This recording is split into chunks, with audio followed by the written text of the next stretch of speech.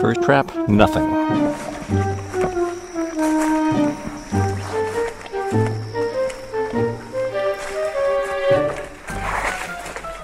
Second trap, nothing.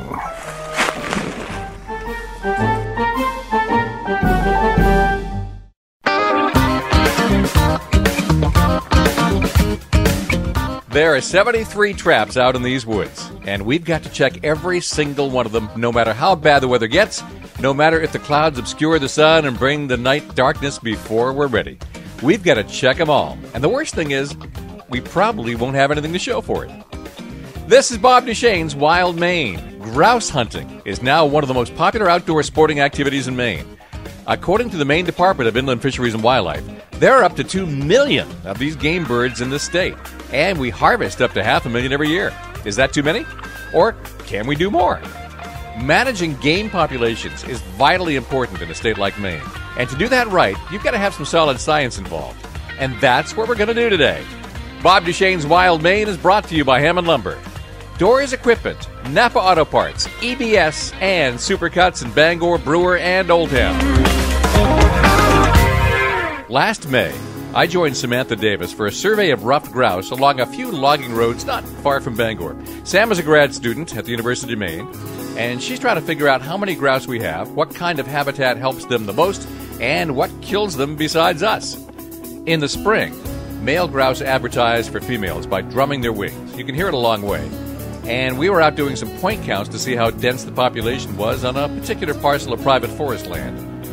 This is part of a larger study that is also happening in central Maine under a partnership with IFW. By June, most of the drumming stops, the females raise the broods alone, and summer proceeds lackadaisically. As summer begins to fade, the grouse start to move around a little more, and they are more susceptible to wandering into traps so that we can ban them and even radio tag some of them. On today's show, that's what we're doing, checking the traps. It'll be 3 of us, me, Sam, and her assistant Jordan. We meet in a University of Maine parking lot. Hi, how are you? Good, Good to see you again. You too. What works best for you? Up front or in the back? Up front, okay. Yep. How's your summer been so far? Hectic. Yeah. Had a 5-day birding tour last week. Great, yeah. I have a busy weekend coming up and then another 5-day tour. Oh, nice. Well, that's good. Staying busy is always good. No, not always.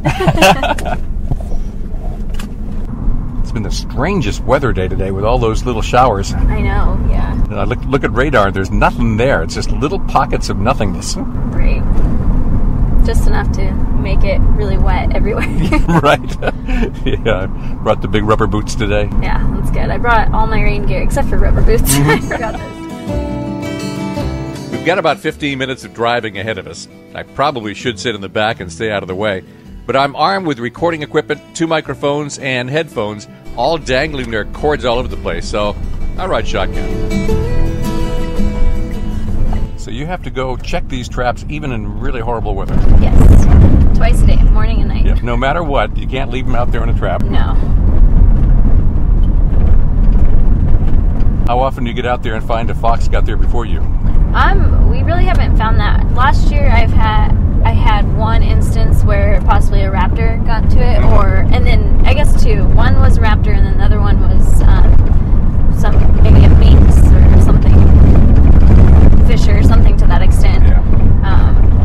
But it was rare, more so than I thought it would be.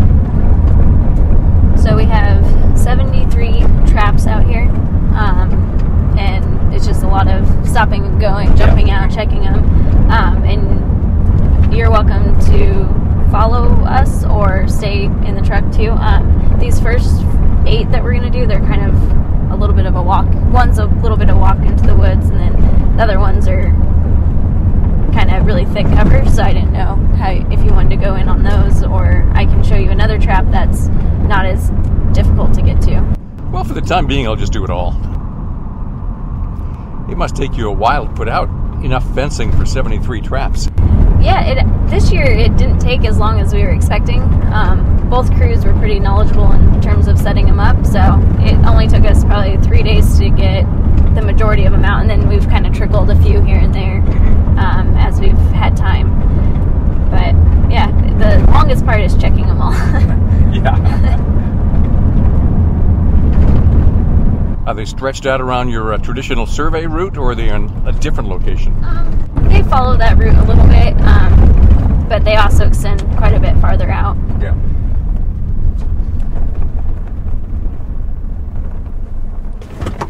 And they're indicated by the pink flags. So.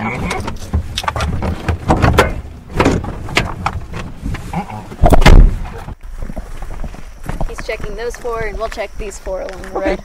So we have our bird bag in case we catch a bird. Put it in there, and it reduces stress and everything.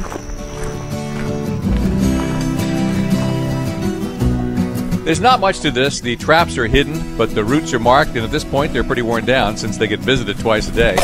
Sam and Jordan carry little sacks. If we find a grouse in one of the traps, they go in the bag, which calms them right down because they just can't see the danger, and they instinctively don't want to cause a ruckus and attract attention. We don't have to be silent walking up to the traps because they can hear us coming no matter what we do. In fact, if we flush a bird that isn't in the trap, we're just supposed to log a notation to that trap area to show that they're in the vicinity.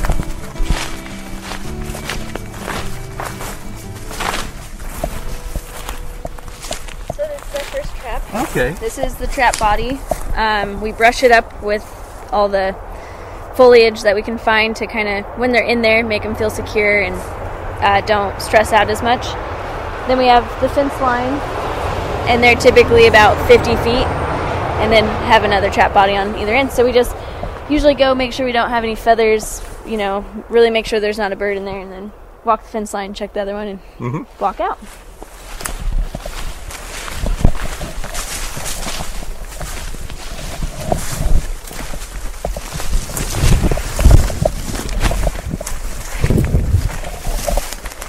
And nothing at this one, unfortunately. Okay. Will you lead the way? All right. But I take it we're just following pink flags. Yes, we are.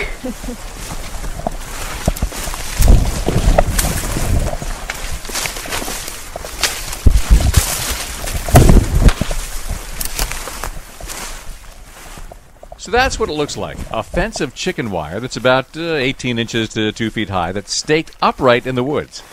There are traps at each end, which are just boxes of chicken wire covered over in branches and leaves to look more or less natural, and there's a small opening that a grouse can just barely squeeze through, which is exactly what they do when they're going into natural cover. The idea is that the grouse wanders through the woods, bumps into the fence, and follows to one end to the other and into a trap. Grouse free, huh? Yep. That's the majority of the time. That's how it goes. Then we'll hop in and head to the next set.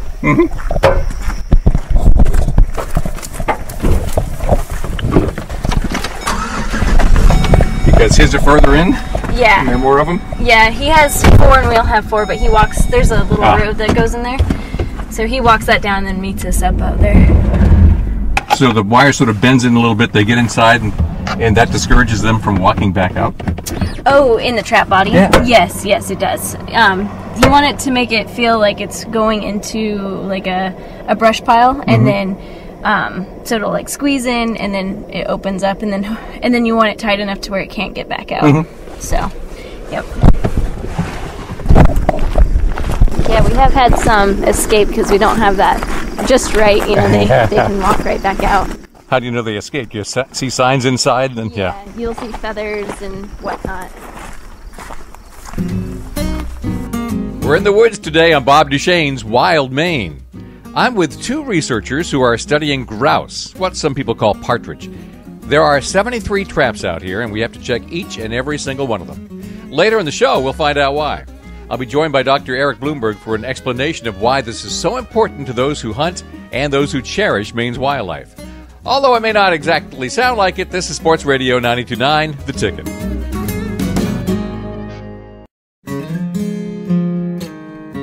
This is Bob Duchesne's Wild Maine on Sports Radio 92.9, The Ticket. I'm on a wild grouse hunt. We're trying to trap rough grouse so that we can put radio collars on them and figure out how to better manage Maine's most popular game bird. Last winter was hard on them. Hunting is hard on them. But we've got a lot of them, so we must be doing something right, and we'd like to know exactly what that is, because other states aren't doing so well. I'm tagging along with Samantha Davis, a University of Maine grad student. By this time of year, even the juveniles are going to be pretty much full size. Right. I don't think that's our flag. Yeah, if we get the younger broods, the juveniles can pretty much fit through the trap body, and then once they get older, they stop being able to do that, which is good because then that's when we're capable of tagging them. It's like a lobster trap. Yeah. It doesn't take long to get the routine down. We drive, we get to the marked spot where the next traps are, we plunge into the woods and we look. Sometimes we're plunging through saplings, sometimes we're squirming through blackberry bushes. Most of the conditions are similar because grouse like the woods a certain way. It's got to have the right kind of food, it's got to have a source of water, it's got to be thick enough that they have cover from predators. It's a bonus if there are wild strawberries along the edge of the woods and maybe a dusty place to take a bath. A hunting friend of mine likes to point out the berms and roadsides where grouse like to get some warming sun in the fall.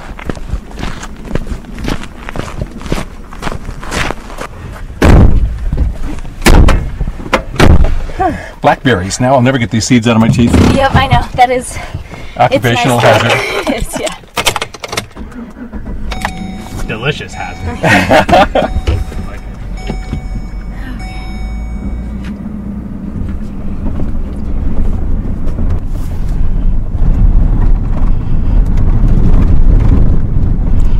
So what's my count? Out of the 73 traps, we've now done 8? Yes. Okay. So do you ever walk a road like this looking for dust bats to figure out where they are? We haven't, I've never done that. Jordan's encountered a few dust baths close to where our traps are. Yeah. But, yeah, I've never used that as a targeting trap location area.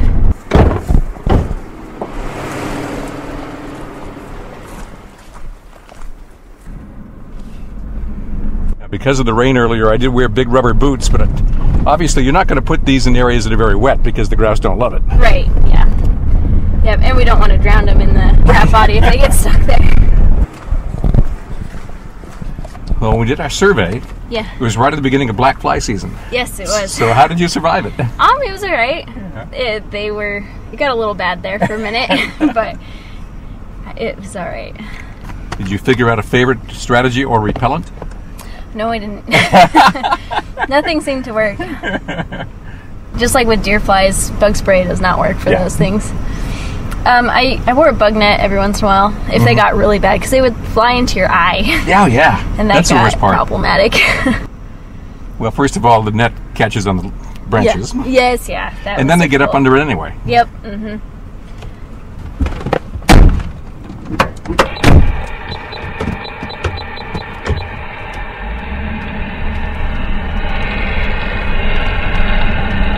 So, Jordan, you're checking another radio signal? Yep.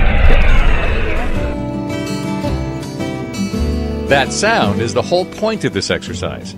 We need to radio collar some grouse. Trapping lets us know where they are at the moment they're trapped. But how far do they wander? Where do they go and why? Wandering makes them more vulnerable. Now, you can walk right into trouble. Does the food supply change each month in ways that force them to move?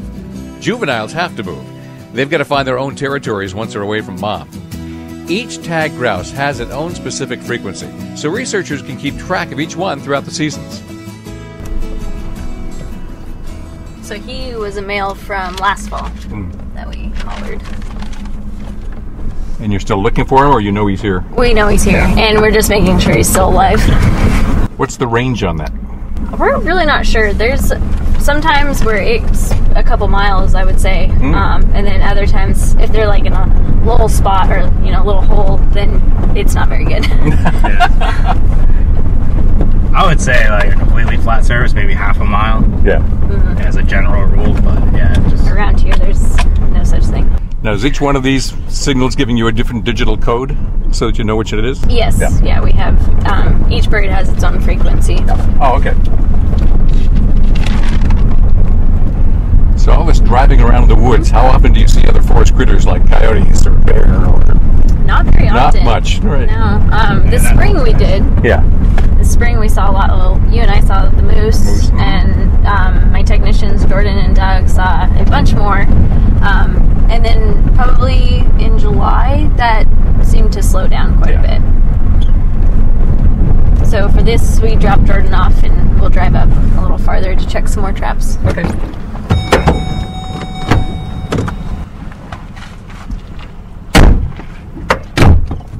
One of my technicians had a bear walk up on him while he was doing vegetation sampling, so that was kind of exciting. But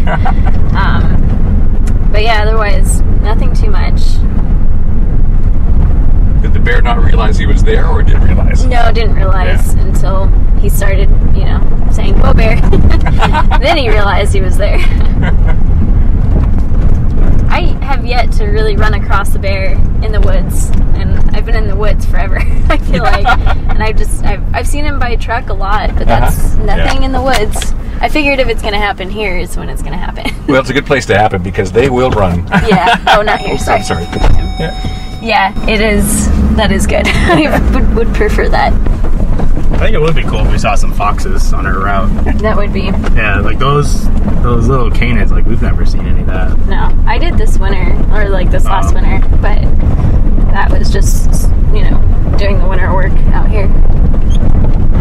I think last year was hard on foxes. I have not seen nearly as many this year as after last winter. Right. It was definitely hard on the grouse. Yeah. Science. She's not just saying it. Sam is studying it. And winter took quite a toll on the grouse last year. At the start of hunting season last year, Sam had 43 collared birds.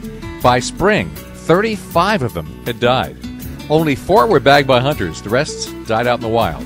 In January, she had 8 grouse die in one day, most due to predation. A lot of critters like to eat grouse.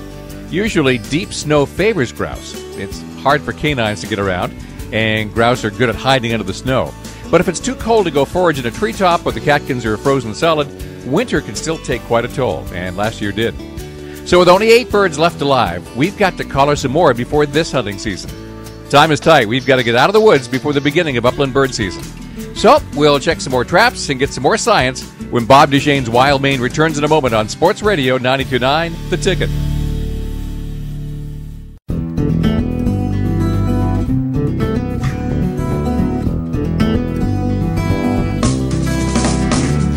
This is Bob Duchesne's Wild Maine. Saturday mornings at 9, Sunday mornings at 8 on Sports Radio 92.9 The Ticket. Today's show is coming to you from the woods. I'm with Samantha Davis and her assistant, Jordan. They are researchers headquartered at the University of Maine, working on a project in partnership with the Maine Department of Inland Fisheries and Wildlife. We're checking grouse traps. If we catch any, they'll be banded, and some will be radio collared. We want to know more about the population and survival rates in Maine, because that better informs us about how to manage this really important game bird species. Altogether, we've got 73 traps to check tonight. So we've checked roughly half the traps and haven't got a single grouse. Nope. At what point does this get boring? About the first 3. Because you got to do it twice a day. Yeah, it does get a little monotonous at times. But when you do catch one, it boosts that morale up again.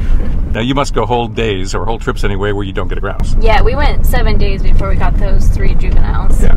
So I was getting nervous. Because you've got to replace the grouse you lose. Yep. And last year, our trap success started a lot earlier. We were catching them more last year, like earlier on. And it just seems to be a delay at both field sites. It's not just this one. The one down in central Maine, too? Yeah. 73 traps is an odd number. Yeah. Why 73? We just kind of ran out of time and areas to place traps. I was hoping our trapping success would be a little bit better at this point, and then I could target those areas a little bit more, add new traps to those areas. So I kind of left a few out there that could be placed. Yeah, it's towing a fine line with getting as many traps out as possible, but also not making it so time-consuming to check them. Hunters, I hope you're taking notes. The only reason anyone would ever go through all this work is if they needed to catch the grouse alive. Otherwise, it's a ton of work. You've got to check your traps twice a day, and there's always a chance that a fox is going to check it before you do. It's no wonder nobody traps grouse when you can just drive a logging road and wait for one to step out. I didn't know with these if you wanted to check too on your own or just follow me. Oh, sure, I can do that. Okay. There's that pink flag, and then if you walk down the road, there's another one. Okay. You just have to... So I'm on my own. They're trusting me. Fortunately, this is not deep in the woods. No grouse on the first one.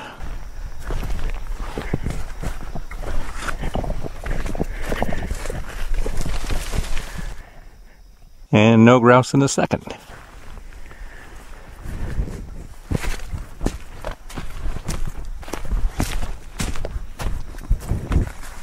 Heading back out, back to the truck.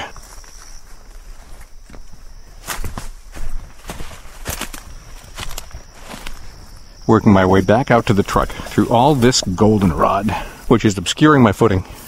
And it's okay. Radio announcers and grad students are expendable.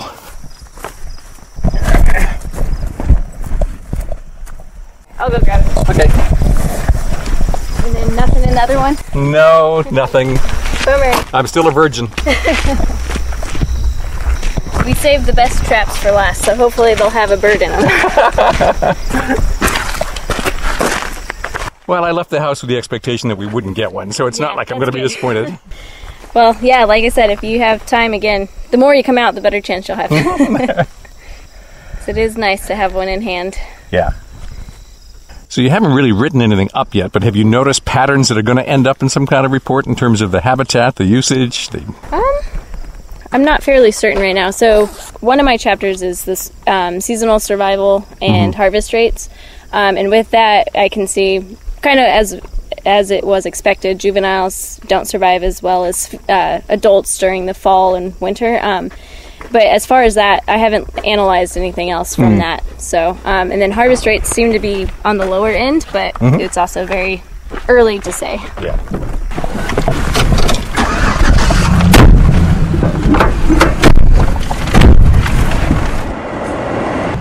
I would think they don't move around that much at night. It would be kind of risky, wouldn't it? Yeah. What we're targeting is they move a lot in the early mornings and late evenings. So we typically check 2.5 hours before sunset and 2.5 hours after sunrise. Try to get them right when they're moving most. Well, with the days getting shorter, you can sleep later now. Yeah, we can. Yeah, they roost at night. Where do they roost? Up in trees or down under cover? It just depends. I've seen them do both.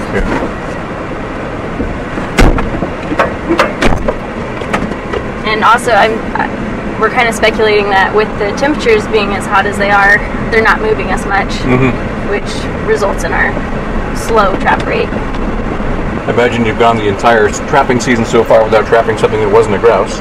We actually caught a spruce grouse. Oh, did you really? Yes, we did. And it was over on the other road that we're going to go to here soon. But it was one that we captured last year. So that was even more exciting that it was a banded spruce grouse. And she survived hunting season.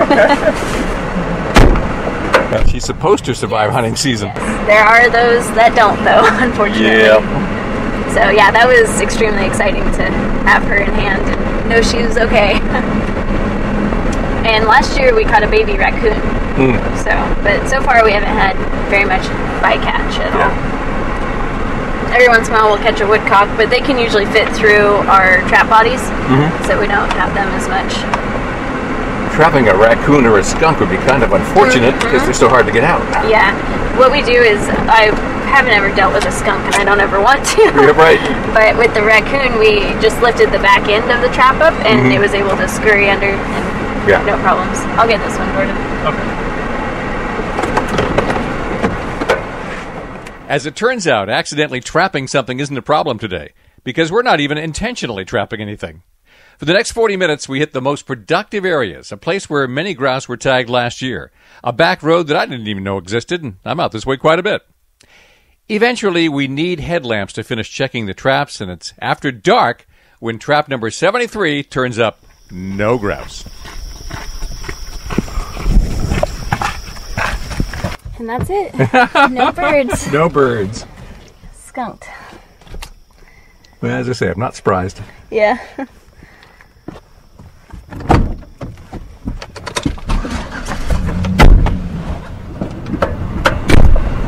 Up next, why are we doing all this? Dr. Eric Blomberg has the answers, and I'll be sitting down at his desk to ask the questions when Bob Duchesne's Wild Maine continues on Sports Radio 92.9 The Ticket.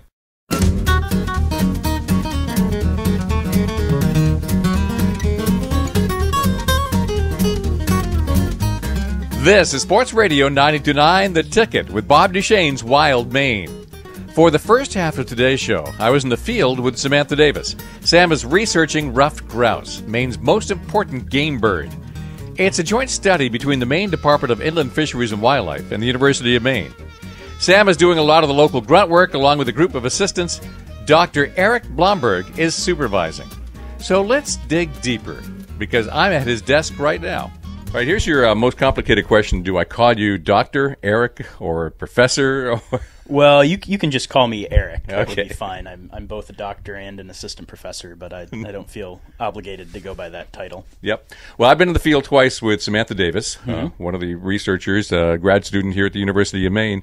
So I've gotten to see firsthand how you're studying, and I got a pretty good idea of why she's studying. Why is the university studying? Sure, Bob. Well, I started here at the university going on 2 years ago, and my background is in doing research on game birds. And in moving here to Maine, I got in touch with biologists at the Department of Inland Fisheries and Wildlife, and I'm working with Brad Allen and Kelsey Sullivan from the bird group in the Bangor office. And we got to talking about ruffed grouse in Maine. And most people are aware ruffed grouse are common in Maine. They're a really popular game species in Maine and have been for a very long time. And really we realized there hasn't been much in the way of any sort of formal standardized research on the bird in Maine. And so when the state makes decisions, whether it's related to management of their state game lands, whether it's due to setting harvest regulations, they largely rely on data that's been collected outside of the state to inform those management decisions. And we just sort of collectively thought that given how important ruffed grouse are to Maine, given how popular they are as a game bird, they attract out-of-state visitors to the state to hunt them, that bring tourist dollars to rural economies, that it would be in everybody's collective interest to gather more information on the bird in the state. It's hard to manage a species if you don't have a baseline. It's very true, yeah. And so some of the really fundamental questions we had going into this, we have a 3-month hunting season for ruffed grouse, starts in October, ends at the end of December. Most people would probably assume that the majority of birds are shot early in the season and fewer birds are shot later in the season. But then there's questions about how harvest risk, how the number of birds that get shot changes during those 3 months, whether harvest during the late season potentially has an additive effect on the survival rate in the population.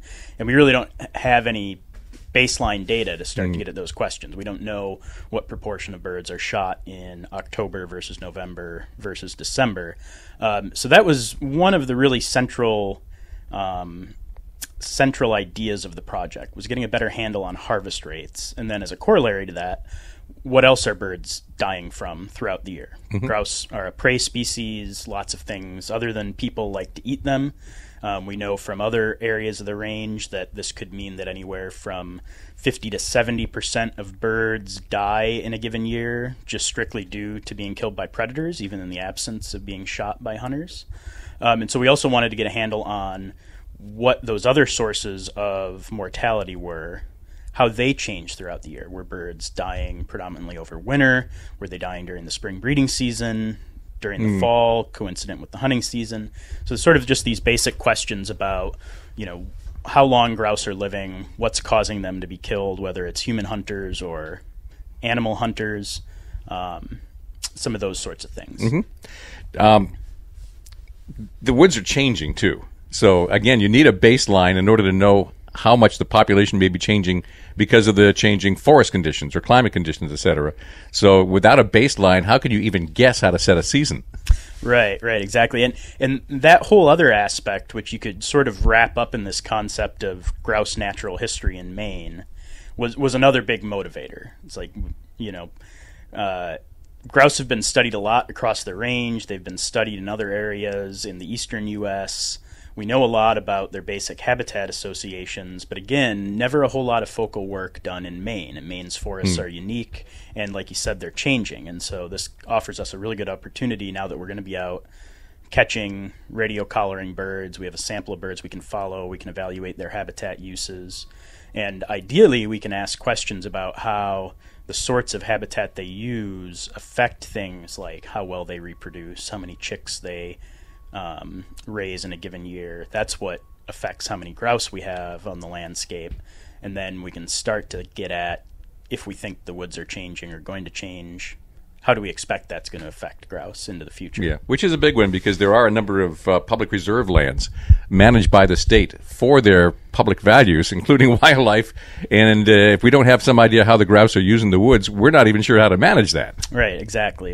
And so one of the nice things about this study, I think, is we're working in two different areas, one of which is managed pretty extensively by the state for upland game habitat, another of which is a commercial forest property where management to produce timber is producing grouse habitat largely as a byproduct. And so we could look at those two different types of management, look at how grouse are relating to the habitat in those two areas, how are they similar from each other, how are they different, and start to get at exactly those kinds of questions. Well, I'm thinking about some of those IFW properties, like the one that you're actually studying down in the central Maine area, over towards the coast. That one has been managed for grouse for a long time, but then there's Duck Lake on the backside of Nicotawas, which is also managed for grouse, but we don't research that because that's too far from the scientists, yet we can extrapolate the results of what we learn here and manage that better. That's what that's one of the hopes, for sure. Well, let's talk about the changes. And well, first of all, let's talk about how important this is, because when I went on the Inland Fisheries and Wildlife website, I was shocked to see how many grouse we have and how many we shoot. Yeah. I think it's replaced deer hunting in a lot of our territory for the active engagement of the sporting community out there in the woods. Yeah, I would agree. Not being from Maine originally, but having spent some time in the Northeast, I did my master's at the University of Rhode Island. And I came from Wisconsin originally, which is another important grouse hunting state. Maine's reputation as a state that produces grouse is off the charts. Nationally known, yeah. Right? And we have, like I said earlier, out-of-state visitors coming to Maine to hunt grouse. We have people from the more densely populated areas of the state going into the Northwoods to hunt grouse.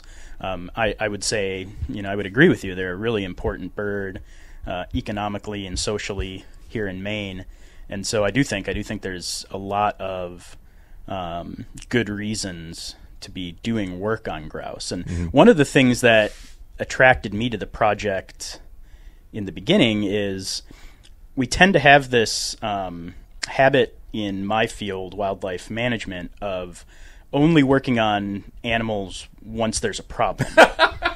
and that's that's there's certainly a need for that. It's important, right, to do research on declining species. Yeah, and furthermore, we have that interim period where we deny there's a problem. Well, yeah, that's sort of a separate issue. But we very seldom work on species that nobody's necessarily concerned about at the time. Now, as I say that, there are definitely areas of the range of ruffed grouse where people are very concerned about them. Further south of us in the southern Appalachians, grouse populations have been declining for 30 years. There's been a lot of focus on research to try and benefit those species. We've learned a lot about birds in that area. So it's not that there isn't precedence elsewhere for big-time declines in grouse populations. I don't think we've seen that in Maine. I don't necessarily expect to see it in Maine in the near term, but I don't think anybody's going to be at a loss for having more information about this really important bird.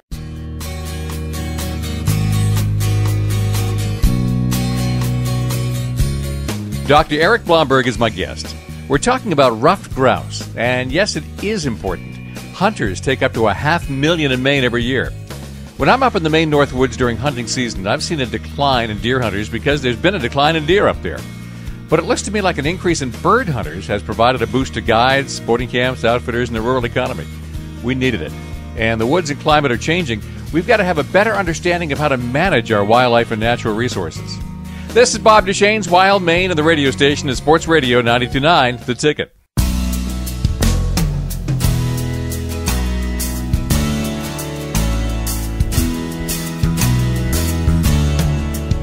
Welcome back to Bob Duchesne's Wild Maine. Ruffed grouse is Maine's most popular game bird, but everything in the woods is always changing. When I walk down the hallway of Nutting Hall of the University of Maine campus to visit the office of my current guest, Dr. Eric Blomberg, I pass the doors of other biologists who are studying other critters in the North Woods, like bear and deer and moose. And I pass the doors of forestry professors who are studying the effects of modern harvesting operations on the landscape, and even the potential impacts of spruce budworm. For a place with not many people in it, our forest is an active place. When we went into the break, Dr. Blomberg and I were talking about other states and the decline of grouse populations there, and I'm just speculating that much of that has happened in the Middle Atlantic states because the overpopulation of deer has eaten the understory, Eric. Yeah, that could certainly be part of it, yeah, for sure. You know, it's interesting, though. You know, I know this spring you came out with Sam and you participated in our spring drumming surveys. And over the last few weeks, I've actually had a chance to take a look at that data and analyze some of it. And even here within Maine, we see, and you know, most people would probably be aware of this, really big differences in the numbers of birds, sort of on a location to location basis, and even relatively close areas can have very big differences in the number of ruffed grouse they support. And so the state managed area that we've been talking about actually has some of the highest densities of birds in the state, and just 5 to 10 miles away in an area of largely residential forests, you know, private rural forests managed for, you know, small scale agriculture, small woodlots, etc.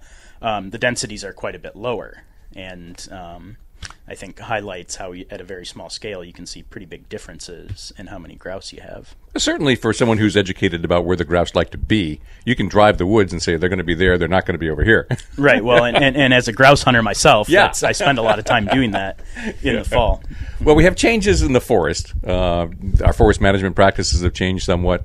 So you've got that going on. You've got climate change going on. So we are certainly seeing some major gradual changes. Is this going to help us track those changes going forward? Yeah, I'd like to think so. You know, it's tricky, particularly with the questions related to climate change, because the things that we think of that could be tied to climate change that would affect grouse, things like how much snow we get in the winter, what kind of snow, how many ice storms we get, how much rain we might tend to see during, say, the nesting and the early chick rearing season. Those sorts of things, in order to get a handle on them, you really need to focus on long-term data sets, because those are things that change year to year. If I'm out there studying, say, the survival of grouse, and I want to know if in winters with, say, really heavy snowfall, they have better or worse survival, I need to follow them during multiple different years that have different snow conditions, and we're sort of at the mercy of Mother Nature to give us those conditions. And funding. Well, and certainly funding. Always funding. Right. Yeah. But no, you know, those are exactly the kind of things we're hoping to get at with this project. How exactly are grouse affected by those changes to the environment? And then we can talk to people who work with, say, predicting how the environment is likely to change, and say, given what we know about grouse, what do we expect them to do in those situations? Certainly, we've seen big swings in the past where the spruce budworm outbreaks, where the woods changed fast. Yep. We're seeing dramatic changes in other populations as well. Deer and bear populations have changed dramatically. We're studying winter tick-on moose. There's really a whole continuum of studies happening basically from Nutting Hall. I mean, I'm running into other biologists here who are involved in studying what's happening in the Maine woods. So this is really part of a continuum. I think so, and I'll put a plug in there as since it's a good opportunity. We have a new initiative here on campus where we've combined, we being, I'm a member of the Department of Wildlife, Fisheries, and Conservation Biology. On the other side of the building from us here is the School of Forest Resources, and then we also have here on campus an interdisciplinary program in ecology and environmental sciences, EES. And collectively now we've been identified as a signature program at the University of Maine focused on forestry, wildlife, and the environment. And so I think there's building quite a bit of synergy among our different programs for taking a look at some of these changes and not just focusing on them from one angle, how are the woods going to change, how is the wildlife going to change, but sort of integrating it all. Yeah, and ruffed grouse make a good sample species, I suppose, because there are so many of them, and they adapt to so many different habitats. Right. This is the nice thing for me, and like I said before, I tend to do work on game birds. Any animal you study, there are advantages and disadvantages because studying wildlife in the wild in a rigorous way is not an easy business. But with something like a ruffed grouse, they're relatively short-lived, but they produce large numbers of offspring. Their populations tend to fluctuate up and down quite a bit, so there's a lot of potential for them to respond to changes in the environment.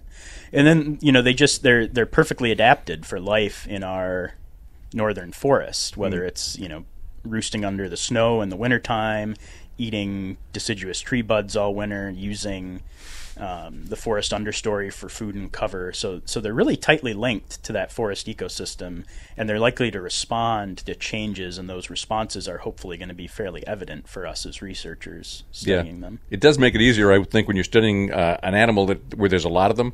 If you were studying something like a pine marten to see how the woods are going, that would be a difficult study. Yep, exactly. Although there are researchers in our department who've been very successful at studying marten.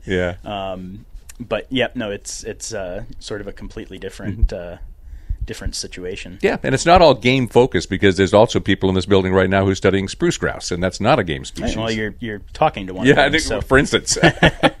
No, I mean we have work in the department focusing on everything from forest breeding amphibians, spotted salamanders and wood frogs, forest songbirds, things like bay-breasted warblers that inhabit some of the same types of habitat that the spruce grouse do. We have people in the department working on things like our pollinators and our native pollinators and how they relate to agriculture and landscape practices in Maine. So we have a pretty diverse amount of research going on here related to both game and non-game species. So for the first half of the summer, every time I go up to the Telos checkpoint, I would find USGS trucks all over the place studying bay-breasted warblers. Those were your guys? Well, not mine, not mine yours. Particularly, but there's a PhD student here in the department, Brian Rolek. Yeah. He's advised by Cindy Lofton, who is the leader of the USGS Cooperative Fish and Wildlife Research Unit, and then our department chair, Dan Harrison. Yeah. And so that's a project that's being done in collaborations. Actually, the site at the Telos checkpoint is one of, and this isn't my project, so I'm not intimately familiar with it, but one of 6 to 8 sites across the entire Northeast focused on how forest birds are responding to changes in forest management and forest composition. Well, I stopped one of those guys in the woods and said, "What is it you're studying here?" Because I didn't think it was grouse particularly. And he explained songbirds, and I said, well, I can tell you where to look. Anything else you'd like to get across to the public about this effort? Well, if you're out grouse hunting this fall, and if you happen to shoot a bird with a radio collar around its neck or an aluminum band on its leg, both of those two things have a phone number stamped on them, and it's actually the number to my office right here. So if you give it a call, you'll get me on the phone or leave me a message and I'll call you back. And we're really interested to know that you shot the bird. It's really important information for this study, and it's important for us that we get information back on as many of the birds that are shot as we possibly can, because that's going to help us provide the most accurate results to inform management going forward. And so, shooting a banded bird is a great thing. It's, that's what we're studying. There are only so many people in the country who have ever shot a banded ruffed grouse. And so if you do, you'll be lucky to get one. I'll congratulate you on it, and then I'll ask you a few questions, and it'll be important information that'll inform the study. And we'd like the transmitter back because we can use it again. And that's true, too. And I have a whole system with self-addressed envelopes. I'll mail it to you. You can stick it in and send it back. And well, great. Thanks for being on the show, Eric. Oh, thank you very much. And that's Dr. Eric Blomberg, assistant professor at the University of Maine, who's overseeing a number of research projects designed to teach us more about how wildlife is coping with change in the North Maine woods. My thanks again to Samantha Davis for letting me tag along in the rough grouse study. If you want to share this show with somebody, it's now up on the website at 929theticket.com. Bob Duchesne's Wild Maine is brought to you by Hammond Lumber, Doors Equipment, Napa Auto Parts, EBS, and Supercuts in Bangor, Brewer, and Old Town. Join me again every Saturday at 9, Sunday at 8 on Sports Radio 92.9 The Ticket. And now, my moment of zen. Now, this is the radio thing. But when these biologists go into the woods, they're just wearing T-shirts. And I'm wearing headphones, microphones with cords, tape recorder and dangling on straps. I'm catching every damn branch in here. Just had my headphones ripped off my head. Again. See, when you have your own radio show, you can complain all you want.